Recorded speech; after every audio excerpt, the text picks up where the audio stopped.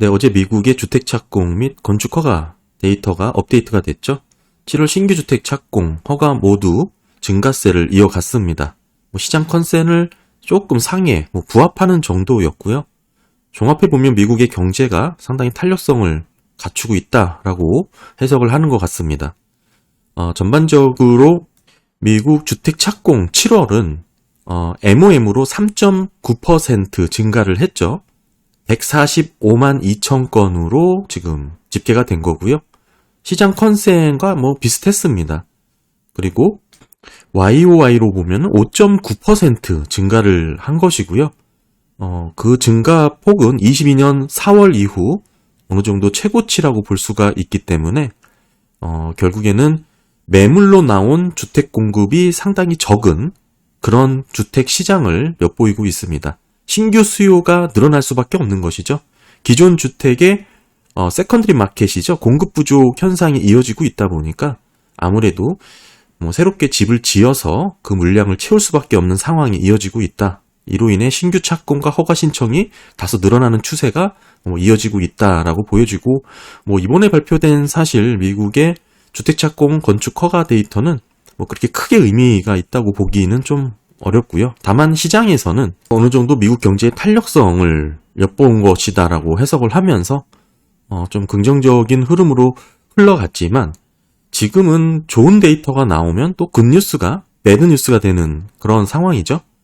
이 뒷부분에서도 설명을 쭉 드리겠지만 한마디로 미국 주택건설 경기 좀 다소 증가하는 모습, 상승세를 이어가는 모습으로 집계가 되었고 그럼에도 이제 더불어서 오른 게 모기지 금리가 20년 만에 최고치까지 올랐죠.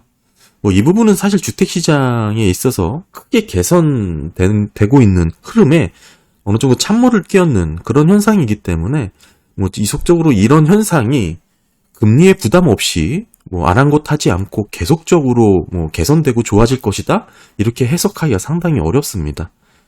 지금 기존 주택은 3%대 고정금리로 받은 모기지로 인해서 그거를 포기하고 신규 주택으로 넘어가지 않고 있기 때문에 지금의 신규 수요는 사실 상당히 높은 고금리죠. 모기지 금리가 거의 7%를 넘어서는 그런 시점이기 때문에 20년 만에 최고치의 모기지 금리를 울며 겨자 먹는 식으로 지금 매수를 하고 있는 그런 수요다라고 보여지고 디테일하게 내막을 좀 살펴보니 당분간 내년의 금리 인하에 대한 기대감이 어느 정도 반영된 부분도 있다라고 하더라고요. 즉 지금 높은 금리로 계약을 맺지만 금리가 떨어지면 리밸런싱 해서 다시 낮은 금리에 대한 기대감으로 그렇게 계약이 이루어지는 것으로 지금 좀 확인이 되고 있고요. 사실 이런 주택 착공 허가 건수도 있었지만 어제는 FOMC 의사록이 결국에는 좀 시장을 영향을 많이 줬습니다. 한마디로 연준 의사들이 인플레이션에 대해서 또 강한 의지를 엿보였고요. 더 높은 금리 인상 또는 고금리를 오랫동안 유지해야 된다라는 그런 분위기를 재확인하는 그런 의사록이었습니다. 그래서 제가 자료를 갖고 오진 않았지만 패드워치에서는 24년 3월 금리 인하에 대한 부분이 반영이 되었는데 이게 결국 또 한 차례 미뤄졌죠. 5월로 넘어간 것으로 제가 좀 최근까지는 확인을 했었고 그만큼 금리 인하에 대한 시기와 기간이 조금씩 뒤로 미뤄진다라는 것은 채권 투자에 있어서 부정적일 수밖에 없겠죠. 결국 어제는 이 두 가지 경제 지표로 인해서 좀 특이한 것은 주식시장 지수가 모두 하락하는 분위기로 이어졌다라는 것입니다. 아까 말씀드렸다시피 이제 미국 경기가 상당히 개선되고 좋은 모습으로 나왔음에도 불구하고 이제는 이런 굿뉴스를 좋은 해석으로, 좋은 이해로 받아들이지 못하고 있는 것이죠. 그 이유가 채권 가격에 있습니다. 10년물 금리가 급등을 하면서 주식이 이제는 채권에 비해서 과대평가된 상황이다라는 것을 인지를 하게 되는 것 같아요. 어느 정도 부담을 느끼기 시작하는 것 같고 사실 개인적으로는 왜 예전에는 느끼지 못했나 싶기도 하지만 어찌됐든 조금은 한 발짝 멀리서 주식시장 반응을 지켜보고 있으면 다소 좀 웃긴 그런 모습을 좀 보기도 하는데요. 여러 가지가 있을 수 있겠죠. 근데 저는 궁극적으로 결국 연준의 긴축, 기준금리 5%를 넘어서는 이 상황, 과연 이게 무의미한가? 이렇게 좀 반문하고 싶습니다. 기준금리의 인상이 경제 시스템에 영향을 미치지 않는 것인가? 이렇게 귀결할 수도 있는 것이죠.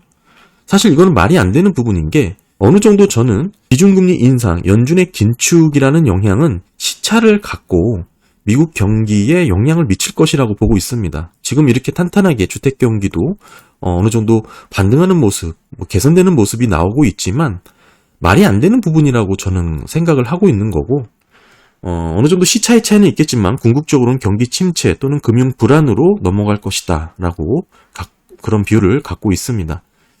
사실 진짜 지금의 주식시장이 원했듯 연준이 경기 침체로 몰아넣지 않고 인플레이션만 쏙 잡을 수 있다고 보는 것인데 이걸 한마디로 연착륙이다라고 표현을 하는 것이죠.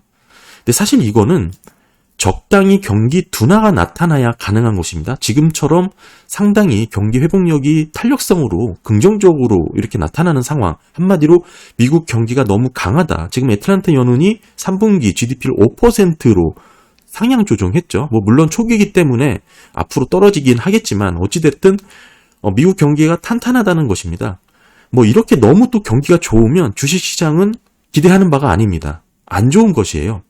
그리고 채권 시장이 기대하는 것처럼 어느 정도 둔화의 깊이가 심해지는 그런 침체 국면으로도 위축되지도 않아야 되는 거예요.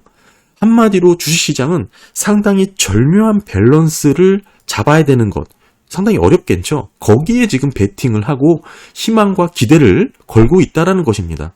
쉽게 설명하면 어느 정도 자전거를 타는 그 중심을 잡는 것처럼 이론적으로는 가능할지도 몰라도 현실에서는 상당히 어렵죠. 달리던지 멈추던지 해야 되는데 서서히 달리면서 중심을 잡기란 상당히 어렵습니다. 그래서 지금의 주식시장은 미국의 경기가 너무 좋아도 걱정하고 이런 상황이 된 것이죠. 굿 뉴스가 배드가 돼버린 그런 상황이라고 볼 수가 있는데 저는 시장이 연준이 경제를 경기 침체로 몰아넣지 않고 인플레이션을 통제할 수 있다. 이런 생각, 한마디로 연착륙이죠. 이런 것을 충분히 지금 반영했다고 보고 있습니다. 그래서 지금의 주식시장을 놓고 보면은 더 이상 업사이드를 찾기가, 모멘텀을 찾기가 상당히 어려운 그런 환경이고요. 여기에 상반기 어느 정도 시장 컨센을 상회하는 GDP 성장이 나왔고, 연방정부의 개입도 있었죠. 충분한 재정지출도 있었고, 이게 결국에는 채권 시장에 부정적인 영향을 줬을 것이고요. 게다가 투자자들은 이런 시기에 견고한 경제 성장으로 이어질 것이다라는 그런 기대감을 갖게 된 것입니다. 이게 주가 상승과 기업 실적이 어느 정도 컨센을 상회하는 그런 모습으로 섞이면서 상당한 희망 회로를 보였다라고 보여지는데요. 어찌됐든 지금 시점에서는 국채와 주식, 앞으로 시장 수익률을 놓고 고민한다면 당연히 이제 저는 채권에 투자를 해야 되는 게 맞다라고 생각을 갖고 있습니다. 게다가 지금 경기를 선행한다는 반도체 섹터를 놓고 봤을 때 지금의 주가가 어느 정도 23년 상승분을 어느 정도 반납하는 흐름이 나타나고 있죠. 경기 침체, 금융 불안이 없을 것이라는 시장의 기대와는 달리 저는 정반대의 견해를 꾸준히 이어가고 있습니다. 연준의 긴축은 어느 정도 시차를 갖고 반영될 것이기 때문이고 장단기 금리차가 역전된 지 고작 12개월 정도가 지났죠. 이제 앞으로 영향을 미치게 될 것이다 라고 보고 게다가 그동안 있었던 모든 원흉이라고 볼 수 있는 초과 저축액 이제 얼마 남지 않았습니다. 최근 자료에 의하면 3월 기준이 5천만 달러의 초과 저축액이 있었는데 여름 휴가 시즌을 지나면서 지금은 고작 2천만 달러 정도가 남은 것으로 최근 자료들도 확인이 되고 있고요. 이런 속도라면 9월에 들어가서 고갈되는 그런 정도로 그런 수순으로 보고 있습니다. 게다가 맞물리는 부분들이 여러 가지가 있습니다. 학자금 대출의 상환 부분도 함께 이루어지고 상업용 부동산 이슈 상당히 큰 영향력을 줄 것이고요. 게다가 소비는 계속해서 늘어난 신용카드 연체율이 있고 리볼빙도 상당한 수준까지 높아졌죠. 그러니까 여름 시즌까지 좋게 나오는 소매 판매 지수를 보고 거기에 실망할 이유가 없다고 저는 생각을 하고요. 다소 높게 나왔죠. 어제 소매 판매 상당히 긍정적으로 나와서 채권 시장 부정적이었고 경기가 그렇게 탄탄하다고 해석하는 분들이 많지만 이건 어디까지나 여름 시즌이라는 것을 이해를 하셔야 될 것 같고, 게다가 저는 시간이 지나서 확인이 되겠지만 지금 탄탄해 보이는 고용시장도 어느 정도 과다 집계된 마사지가 들어간 지표 정보가 아닌가 싶은 추측을 하고 있습니다. 지금 기사에서 보듯이 월스트리트 저널에서 기사를 내기도 했고요. 한마디로 지금 과열 상태로 평가를 받고 있는 미국 노동시장이 생각만큼 그렇게 강력한 상태가 아닐 수 있다라고 이렇게 제기를 한 것인데, 그러니까 일부 경제학자들의 얘기를 지금 인터뷰했습니다. 제 생각도 크게 다르지 않은데, 예를 들어 재택근무로 인한 채용 공고도 여러 지역에 중복해서 올리는 문제도 지금 슬슬 대두가 되고 있고요. 고용 현황 등 일자리 지표가 한마디로 잘못 집계됐을 가능성을 염두해야 된다라는 뜻입니다.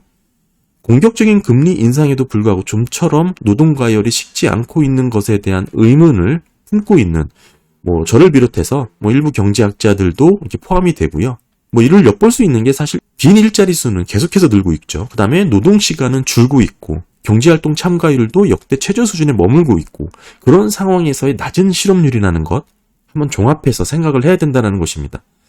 사실 이 기사를 놓고 보면은 스탠다드 차타드의 거시전략 부분장도 인터뷰를 할 때 이렇게 언급을 했습니다. 일자리 지표가 지금 현재 과다 집계될 가능성이 50% 이상일 것이다라고 인터뷰를 하기도 했고, SMBC 수석 이코노미스트도 실제보다 과다하게 계산된 일자리 수가 월 7만 7천 개일 것으로 추산을 한다라고도 예측하기도 했고요.